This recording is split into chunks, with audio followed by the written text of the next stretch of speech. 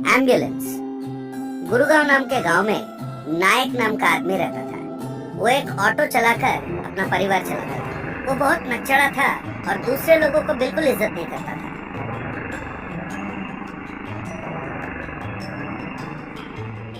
उसके पिताजी का नाम योगानंद था। योगानंद का तबीयत बहुत खराब था, तो वो बिस्तर पर लेटा रहता था।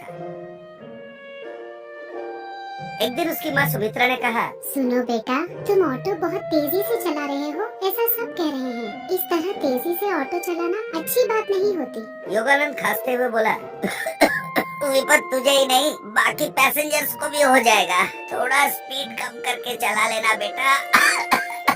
नायक बोला, अब मुझे ड्राइविंग भी आपसे सीखना पड़ेगा। मेरी किस्मत, मेरी स्पीड से ऑटो में बैठने वालों को परेशानी नहीं होती, पर आपको होती है ना।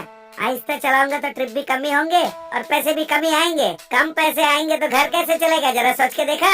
आपके सलाह आप ही के पास रहने दीजिए, कहकर वो चला गया। और नायक तो ऑटो को हवा की तेज से चलाता।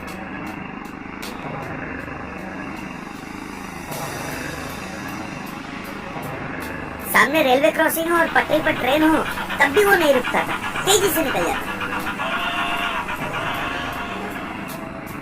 सामने कोई गाड़ी या कार आ जाता था तो हॉर्न मार मार के उनका दिमाग खा लेता। ऑटो चलाते हुए बोलता था, ए भाई, शादी करने जा रहा है, थोड़ा तेजी से चलाना। तुमसे बोल रहा हूँ, चलाना नहीं आता है तो गाड़ियाँ खरीदते क्यों हो तुम लोग?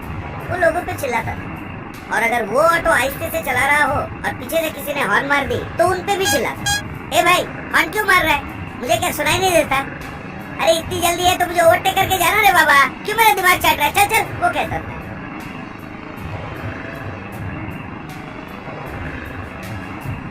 एक दिन नायक ने रास्ते के बीचों बीच गाड़ी रोकी। एक कार वाला पीछे से हॉर्न मार रहा था। नायक ने उसे अनसुना कर दिया। उस आदमी ने कहा, ए ऑटो वाले, इतना छोटा सा रास्ता है, इस पर तो गाड़ी पार्क करेगा तो कैसे चलेगा? भाई जरा गाड़ी तो निकाल। नायक बोला, ए बाबू, रास्ता छोटा है तो मेरी गलती है, मुझे यहाँ से पैसेंजर मिलता है, पैसेंजर छोड़ के जाऊंगा तो मैं खाऊंगा क्या? अरे निकालो ना गाड़ी, ज्यादा बकबक की ना तो मार पड़ेगी।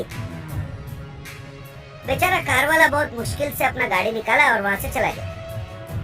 रात को तो वो हाई बीम लाइट लगाकर ऑटो चलाता था। सामने वालों के आंखों पर लाइट गिरता तो उसे गाड़ी चलाने में तकलीफ होती। कोई उसे इस बात के बारे में पूछ लेता तो कहता, मेरी गाड़ी, मेरी लाइट, मेरी मर्जी भाई, तुम चलाना छोड़ दो। कहीं लिखा है कि छोटी गली में हाई बीम नहीं मारना चाहिए? अरे चलो ना बाबा, निकालो ना।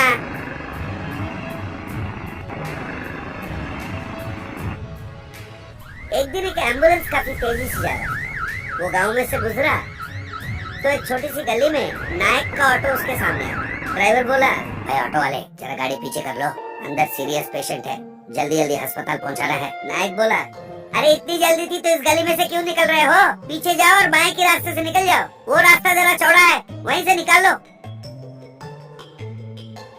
एम्बुलेंस से उतर कर ड्राइवर ने कहा, अबे गधे, बता रहा हूँ तेरे को समझ में नहीं आ रहा है, गाड़ी पीछे लेता है या लगाओ तेरे को दो चार। नायक गाड़ी से उतर के बोला, क्यों भाई, एम्बुलेंस ड्राइवर है, खुद का अमेरिका का प्रेसिडेंट समझता है? मैं रोज अपना गाड़ी यही लगाता हूँ, तो होता कौन है मुझे निकालने को बोलने वाले? नायक भी ताव में आ गया और फिर दोनों में मारामारी हो गई।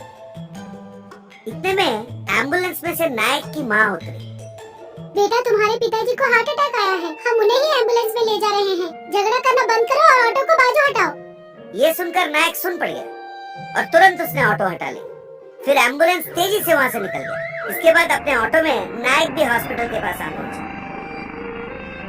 वहाँ उसने देखा उसकी माँ। कितनी बड़ी गलती कर दी तूने, डॉक्टर ने कहा 10 मिनट पहले ले आते तो अच्छा होता। जान तो बच गई, लेकिन देर हो जाने की वजह से उन्हें लकवा मार गया और एक हाथ और एक पैर काम नहीं कर रहे। नायक बोला, मुझे माफ कर दो माँ, जब खुद पे आती है ना तब समझ में आता है आटे दाल का भाव। आज मुझे ये बात समझ में आ गया माँ, मेरी जिद की वजह से कितने लोगों को मैंने परेशान किया होगा, भगवान मुझे माफ कर दो, उसने कहा।